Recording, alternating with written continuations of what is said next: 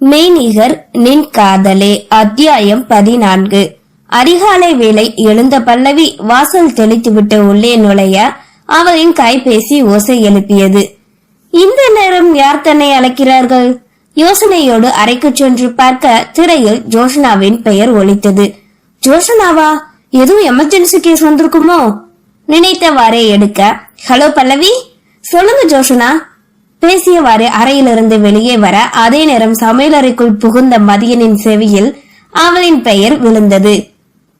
தான் செய்த செயலை பற்றி கூறப் போகிறாளோ நினைத்தவனோ தன் செவியை தீட்ட, நானா? நான் எப்படி? அதுவும் திடீர்னு?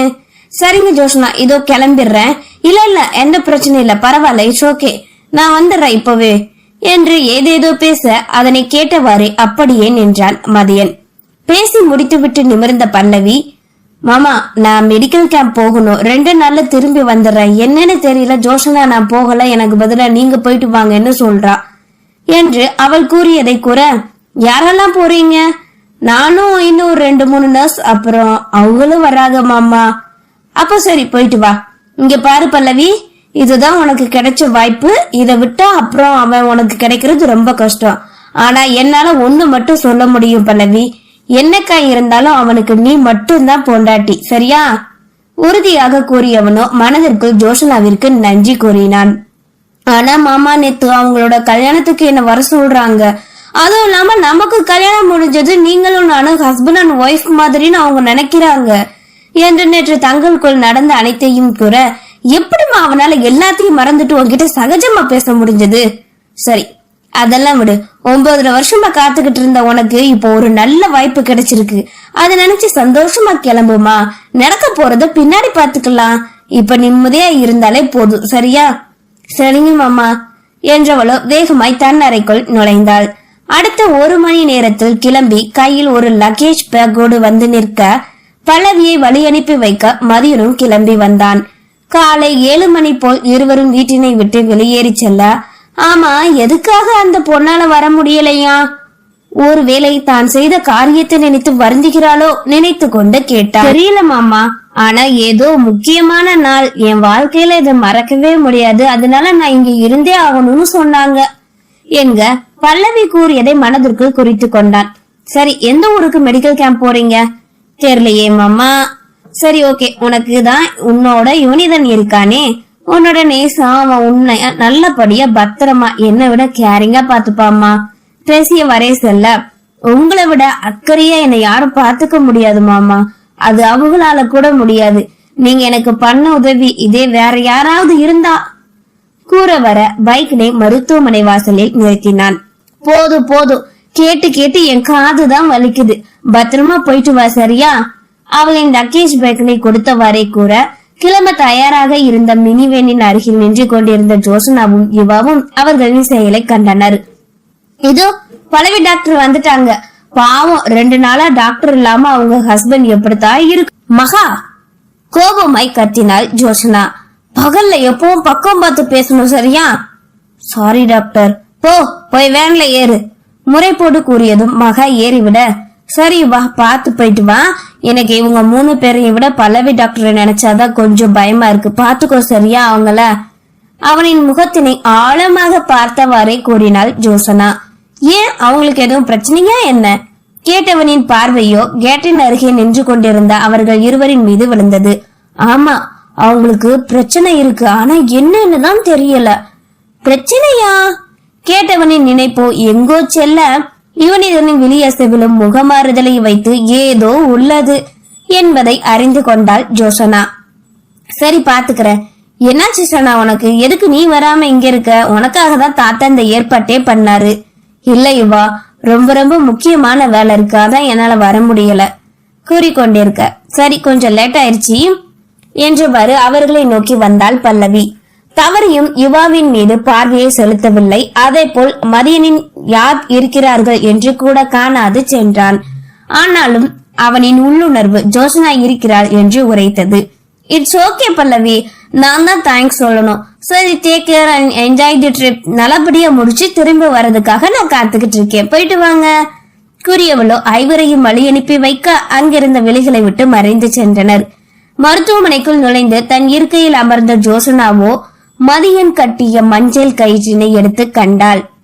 எதிர்பாராத நிகழ்வு. காரணம் தெரியாது பெரியவர்களின் ஆசீர்வாதம் இல்லாது தங்களுக்குள் நடந்த திருமணம். இதனை எப்படி அனைவரும் ஏற்றுக்கொள்வார்கள்? இன்று வீட்டில் தன் தந்தைக்கு திதி கொடுக்க போகிறார்கள். தந்தையின் ஆசீர்வாதமானது தனக்கு கிடைக்க கூடாதா? நினைத்தவளோ நிமிர சிகப்பு ரோஜா மாலையோடு ஊதிபத்து வாசனையில் சிரித்துக் கொண்டிருந்த தங்கையின் புகைப்படத்தை கண்டாள். தந்தை அவரின் முன் சென்று நின்றவளோ, அப்பா, நான் உங்களை பார்த்தது கூட இல்ல, ஆனா எப்பவுமே நீங்க என் கூடவே இருக்கிற மாதிரியே ஒரு ஃபீல் இருக்கும். நேத்து எங்களுக்குள்ள நடந்தது உங்களுக்கு தெரிஞ்சிருக்கும் தானே? அப்போ நீங்க உங்க மருமகனுக்கு புத்தி சொல்லி என் கூட சேர்த்து வைங்களேன்ப்பா. 24 வருஷமும் இந்த நாள் எனக்கு எப்போ உங்க நினைப்பா கவலையாவே இருக்கும். ஆனா இன்னைக்கு இந்த வருஷம் நான் ரொம்ப சந்தோஷமா இருக்கேன்ப்பா. ஏன்னா இனி மதியம் கூட இருக்க போறேன்லப்பா கூறியவளோ முதல் முறை நிம்மதியாக அந்த நாளிலை எதிர்கொண்டாள். நேரம் செல்ல சென்னை சிட்டியை தாண்டி ஹைவேஸில் பல்லவி சென்று கொண்டிருக்க மினிவென் பறக்க ஜன்னல் வேக சீட்டில் அமர்ந்திருந்தாள் பல்லவி. அவளுக்கு அருகில் மகா அமர்ந்திருக்க அவர்களுக்கு பின்னே யுவனிதன் ஹெட்செட் அணிந்து விழிமூடியவாறே இருந்தான். அதனை கண்ட மகாவோ மெல்ல பல்லவிக்கு மட்டும் கேட்குமாறு, நான் நினைச்சு கூடி பார்க்கல டாக்டர் நீங்க வருவீங்கன்னு சந்தோஷமாக மெல்ல கூற, ஏன் ரொம்ப சந்தோஷமா இருக்க போல? ஆமா, ஜோசனா டாக்டர் வந்தா எங்களால என்ஜாய் பண்ணவே முடியாது, ஒரு பயம் இருக்கும்ல. ஆனா நீங்க வந்தது எங்க கூட இன்னொரு ஆள் கூட்டணி சேர்ந்த மாதிரி இருக்குல்ல. இப்போ திரும்பி யுவனிதனை ஒரு பார்வை பார்த்து கொண்டே கூறினாள், ரொம்ப பேசுற மகா, நீ சாத் காதுல விழுந்துட போகுது, பயம் இருக்குல்ல. அப்புறம் என்ன, சைலண்டா வா. ஜோசனா டாக்டர் என்ன மாதிரி டைப் தானம்மா, ஆனாலும் கொஞ்சம் வேற மாதிரி தான். அவங்க கிளம்பும் போது கூட என்றவளோ மதியனை பற்றி தான் கூறியதும் அதட்டி முறைத்ததை கூறினாள். இதுல பாவம் என்னன்னா உங்க ஹஸ்பண்ட் இல்ல டாக்டர், இவங்க தான். இந்த நேரம் ஜோசனா டாக்டர் வந்திருந்தா இவங்க கூட பக்கத்துல உட்கார்ந்துகிட்டு சிரிச்சு பேசி சந்தோஷமா வந்திருப்பாங்கல்ல என்று பின்னே அமர்ந்திருந்தன. இவன் இதனை கை காட்ட, மகா முறைத்தாள் பல்லவி. இன்னைக்கு என்ன எல்லார்கிட்டையும் திட்டு வாங்கணும்னு என் ராசியில எழுதிருக்கு போலையே கூறியவளோ திருப்பி கொண்டு தன் கைபேசியை நோண்ட லேசாக திரும்பி விழிமூடி சாய்ந்திருந்த இவன் இதனை கண்டாள். மகா கூறியது போல் இவன் தனிமையை உணர்கிறானா என்ன?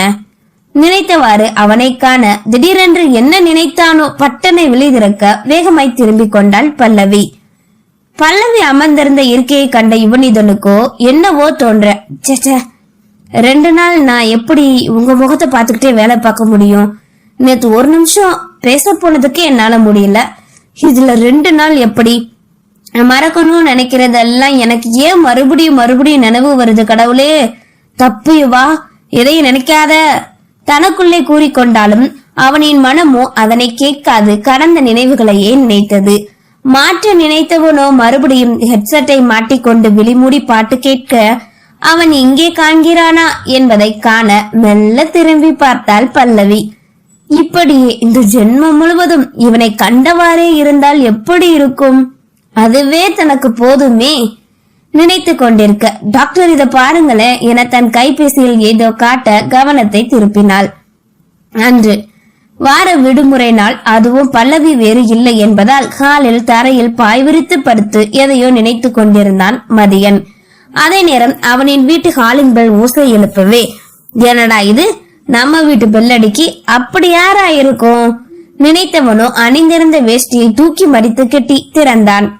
அவன்தான் திறப்பான் என்பதை எதிர்பார்த்தே இருந்த ஜோசனா தலையை சாய்த்து மென்னகையோடு அவனை காண இவளை எதிர்பாராதவனோ விலைகள் ஆச்சரியத்தில் விரிய நேற்று செய்த காரியம் வெறு நினைவு வந்தது.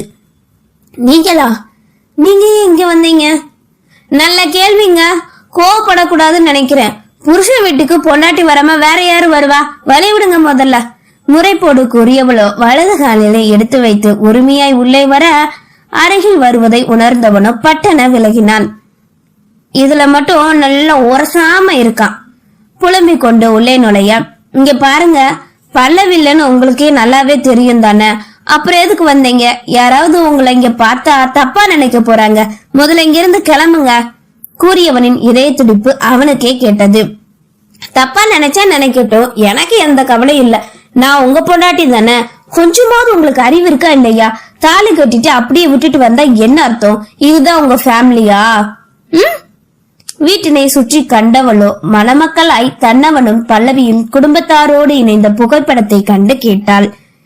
இதைத்தானே அன்று மருத்துவமனையில் வைத்து முதலாக கண்டோம் நினைத்தவளோ சுற்றி பார்த்து கொண்டே திரும்ப கடைசியாக அவனின் மீது பார்வையை விளக்க வைத்தாள்.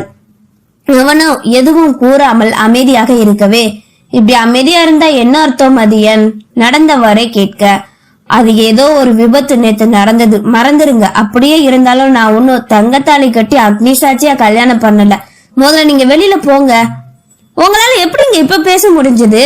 காலையில இருந்து எதுவுமே சாப்பிடல, எனக்கு ரொம்ப பசிக்குது கேட்டு கூறியவரை சமையலறைக்குள் நுழைய, ஐயோ பெரிய ஒம்புல போய் மாட்டிக்கிட்டோமே போலயே. இந்த பொண்ணு வேற வார்த்தைக்கு வார்த்தை பொண்டாட்டின்னு சொல்லிக்கிட்டு இருக்கு. பல்லவிய பத்தி பேச போனா அதை மட்டும் செய்யாம இப்படி ஏடா கூடாம பண்ணி வச்சுட்டீங்க. அனுபவிடா அனுபவி நினைத்து கொண்டு சமையலறை வாசலில் நின்றான் மதியன். குட்டி போட்ட பூனை மாதிரி என் பின்னாடியே ஏன் வரீங்க?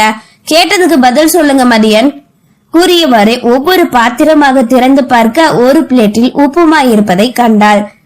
என்னடா எல்லாம் எம்டியா இருக்கேன்னு பார்த்தேன். பரவாயில்ல, கொஞ்சமாவது பொண்டாட்டி வருவான்னு வச்சிருந்தீங்களே, சந்தோஷம்தான் கூறியவளோ அதனை உண்ண பார்க்க வேகமாய் வந்து தடுத்தான். என்ன பண்றீங்க? எனக்கு பசிக்குது, கொடுங்க அத. நேத்து அப்படி நடக்கணும்னு நான் நினைச்சு கூடி பாக்கல. தப்பு என் மேலதான், நான் ஒத்துக்கிறேன், மன்னிச்சிருங்க. மன்னிப்பு வேண்டியவரை தன் எச்சில் பட்ட மீதமிருந்த உணவினை வாஷ் பேஷனில் கொட்டினான். அதனை கண்டு கோபம் கொண்டாலும் வெளிக்காட்டாதவளோ, மன்னிப்பு கேட்டா சரியாயிருமா? அக்னி சாட்சியம் இல்லைனாலும் அந்த சாமி முன்னாடி நீங்க தானே இதை கட்டினீங்க. மஞ்சள் கயிறா இருந்தாலும் தங்கத்தாலியா இருந்தாலும் அதுக்கு ஒரே அர்த்தம் தான். சரி, எல்லாத்தையும் நீங்களே முடிச்சிருங்க, இதை கலட்டிங்க. கலட்டுங்க.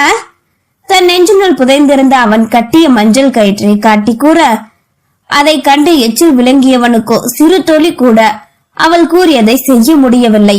என்னாச்சு? ஏன் அப்படியே நிக்கிறீங்க? முடியாதா என்ன? அப்ப அர்த்தம் புரியுது தானே? புருவம் உயர்த்தி கேட்டவாறே அவனை நெருங்க அருகில் வந்தவளின் கரங்களை பற்றி இழுத்து கொண்டு வாசல் நோக்கி சென்றான். விடுங்க மதியன், என்ன பண்றீங்க? வெளியே போங்க முதல்ல. நீங்க வாசலை காட்ட முடியாது, நான் இங்கதான் இருப்பேன் கத்தியவளோ அவனின் கரங்களை உதறிவிட பொறுத்திருந்தவனோ பொறுமை இழந்தான். அவனுக்குள் ஜோசனா இங்கே தன்னோடு இருப்பது ஒரு பயம். அதனாலே அவளை அனுப்ப முயன்று கொண்டிருந்தான். அவளின் பிடிவாதமோ வென்றது. யாருக்கு நீங்க ரெண்டு பேரும்? எதுக்கு இப்படி என் வாழ்க்கையில பல்லவி வாழ்க்கையிலையும் பூந்து எங்களை சாகடிக்கிறீங்க? இப்ப நான் அமைதியா இருக்கேன்னா அது பல்லவிக்காக மட்டும்தான். எனக்கு அவளோட வாழ்க்கையும் அவளோட சந்தோஷமும் நிம்மதியும் தான் முக்கியம். ஒரு மாடு தன்னோட ஆட்டத்தை ஆரம்பிச்சதுன்னா அது அடுத்தவங்களுக்கு கஷ்டப்படுத்த தரும்னு சொல்லி அதுக்கு கடிவாளம் போடுவாங்க. அதே மாதிரி இப்ப நான் உனக்கு பண்ணேன். பல்லவி அவ விரும்பின யுவனிதன் கூட சந்தோஷமா வாழ நீ ஒருத்தி தான் குறுக்க இருந்த. அதுக்காகத்தான் இத கட்டணே தவிர என் மனசுல வேற எந்த நினைப்பும் கிடையாது. சரியா? இப்படி நீ உரிமையா இனிமே இங்க வர்றது நம் மனுஷனா இருக்க மாட்டேன். அப்புறம் மிருகமா மாறிடுவேன். முதல்ல வெளியே போ கத்தியவனு கோபத்தில் ஜோசனாவை வெளியே தள்ளி விட்டு கதவினை சாத்தினான். மதியன் கூறுவதை புரிந்து கொள்ளும் முன்னே வெளியே நின்றிருக்க, இங்க பாருங்க மதியன், எனக்கு என்ன நடந்ததுன்னு தெரியாது. ஆனா ஒண்ணு மட்டும் சொல்றேன், கேட்டுக்கோங்க. நான் உங்களை காதலிக்கிறேன். இந்த ஜென்மத்துல நீங்க மட்டும்தான் எனக்கு. அவனுக்கு கேட்கும் என்ற நினைப்பில் வெளியே இருந்து கத்தினாள். மௌனம் மட்டுமே அவனிடமிருந்து பதிலாய் வர, ச்சே, என்னென்னமோ பிளான் பண்ணி வந்தா எல்லாம் இப்படி சொதப்பிருச்சு. இனி என்ன பண்ண? சரியா சிடுமூஞ்சி கோவக்கார மெட்டல்மேன் மனதிற்குள் திட்டிக்கொண்டு வேறு வழியின்றி அங்கிருந்து சென்றாள் ஜோசனா. ஜோசனா கூறிய வார்த்தைகள் அவனின் செவியில் விழவே தலையில் இரு கரங்களையும் வைத்துக் கொண்டு சேரில் செய்வதறியாது அமர்ந்தான் மதியன். நன்றி.